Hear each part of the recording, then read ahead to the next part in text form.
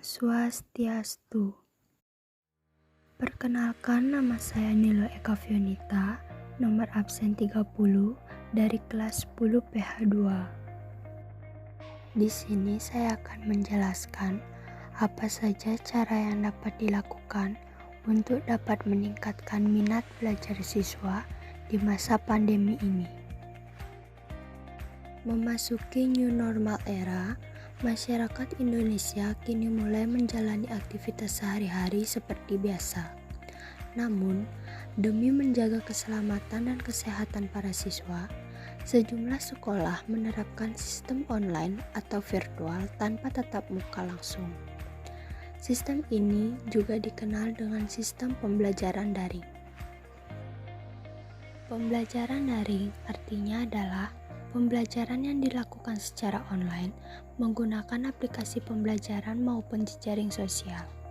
Pembelajaran daring merupakan pembelajaran yang dilakukan tanpa melakukan tatap muka, tetapi melalui platform yang telah tersedia. Segala bentuk materi pembelajaran didistribusikan secara online. Komunikasi juga dilakukan secara online dan tes juga dilaksanakan secara online. Sistem pembelajaran melalui daring ini dibantu dengan beberapa aplikasi seperti Google Classroom, Google Meet, Edmodo, dan Zoom. Selama pelaksanaan model daring, peserta didik memiliki keleluasaan waktu untuk belajar. Peserta didik dapat belajar kapanpun dan dimanapun tanpa dibatasi oleh ruang dan waktu. Peserta didik juga dapat berinteraksi dengan guru pada waktu yang bersamaan, seperti menggunakan video call atau live chat. Pembelajaran daring dapat disediakan secara elektronik menggunakan forum atau message. Berikut ada beberapa cara meningkatkan minat belajar siswa. Yang pertama ada pembelajaran daring interaktif dan non-interaktif. Esensi dari pembelajaran daring adalah bagaimana proses belajar tetap berlangsung selama di rumah. Bukan memindahkan sekolah ke rumah, tetapi guru perlu memilih materi-materi penting yang perlu dilakukan anak-anak di rumah. Faktor infrastruktur memang mempengaruhi proses belajar daring, tetapi bagaimana guru dapat melaksanakan target kurikulum bisa tetap tercapai. Yang kedua, ada pendidikan kecakapan hidup. Minat adalah bagaimana seseorang bisa melakukan sesuatu dengan kondisi yang lebih menyenangkan. Sama halnya dalam belajar, perlu ditawarkan hal-hal yang menyenangkan bagi siswa agar lebih enjoy dalam menjalani kegiatan belajar mengajar atau KBM. Salah satu caranya adalah dengan pendidikan kecakapan hidup yang lebih aplikatif, implementatif, dan kontekstual dengan kondisi sekarang. Yang ketiga, pembelajaran sesuai dengan minat dan kondisi siswa. Walaupun dilakukan secara daring, proses belajar mengajar juga tetap harus mengacu pada minat dan kondisi siswa. Tidak bisa disamakan bagaimana fasilitas dan akses belajar siswa di setiap daerah. Dalam hal ini, pihak guru sangat penting bersikap bijak menyesuaikan dengan kondisi yang ada tanpa mengabaikan target kurikulum.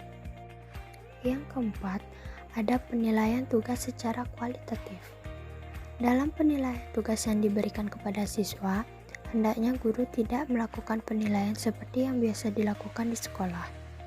Penilaian cukup dilakukan secara kualitatif yang sifatnya lebih memberikan motivasi kepada siswa. Di samping itu, ada pula tata cara kreatif meningkatkan minat belajar siswa di era pandemi. Faktor yang mempengaruhi minat belajar siswa menurun di musim pandemi. Selain karena alasan fasilitas yang tidak memadai, salah satunya adalah minimnya keterlibatan guru dalam proses KBM. Bertemu hanya melalui layar Zoom Meeting, Google Meet, WhatsApp, atau platform digital lainnya menyebabkan siswa kurang merasakan keterlibatan guru dalam proses KBM yang dijalani. Oleh karena itu, perlu dilakukan beberapa cara kreatif untuk mengatasinya. Yang pertama, ada metode hibur. Metode hibur yang dapat membantu meningkatkan rasa suka, senang, dan minat yang lebih pada suatu materi.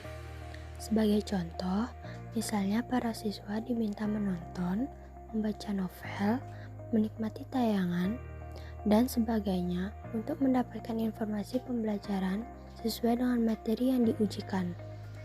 Dengan metode hibur ini, sangat sesuai diterapkan untuk KBM yang lebih menyenangkan. Yang kedua, ada aplikasi kreatif. Sebagai contoh penggunaan aplikasi TikTok yang saat ini lebih banyak disukai kalangan muda. Aplikasi ini bisa dimanfaatkan untuk perangkat belajar yang lebih kreatif dan menyenangkan bagi siswa. Ada saatnya siswa jenuh di depan Zoom Meeting, Google Meet, dan sejenisnya. Cobalah beralih ke aplikasi kekinian yang lebih digemari dan menampilkan fitur-fitur kreatif.